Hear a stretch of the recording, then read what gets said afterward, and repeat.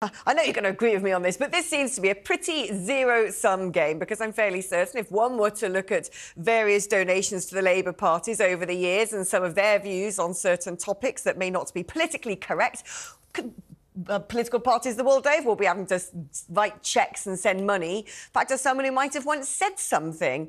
And I don't understand why this is the punishment for the alleged crime.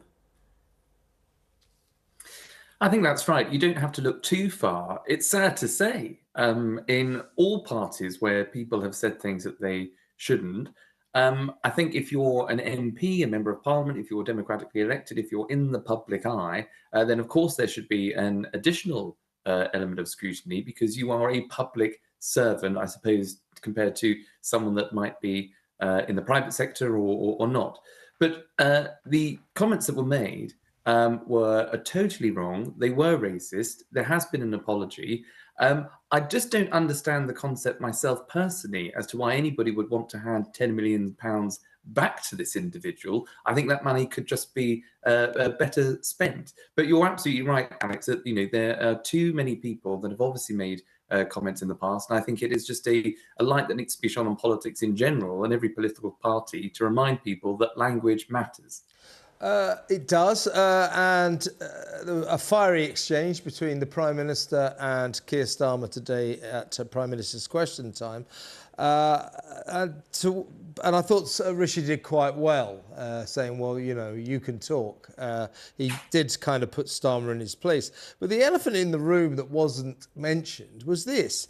What this guy said was wrong. I mean, it seems to be a bit odd that we're talking about it 5 years after the event. These comments were made 5 years ago in 2019. But the elephant in the room, as everybody leapt to the defence of poor Diane Abbott, and she didn't deserve this, by the way, is that she is currently suspended from the Parliamentary Labour Party for racism. For an anti-Semitic letter that she wrote to The Observer. That didn't seem to crop up in Keir's argument. He's got questions to answer about that, hasn't he? Well, I think that's right. Look, whatever the problems that we have in this country, I can guarantee that Diane Abbott is not the solution. And she has fallen foul because of language, inappropriate language that she has used herself, anti-Semitic language that she has used herself, which is why she no longer sits in the Labour Parliamentary Party. So she's no shrinking violet when it comes to making comments herself. But that is no, I think, excuse for, obviously it's no excuse for the comments that were made by Mr Hester, but it just continues to show that, politicians have to be even more accountable to what they say. And it doesn't just stop with the Conservative Party. Diane Abbott is one example. Angela Rayner has called for the lynching of MPs.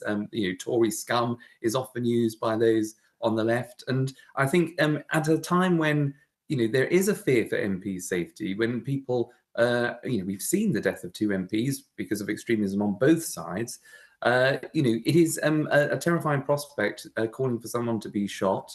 But it just highlights, as I say before, that language really does matter, and everybody just needs to be responsible.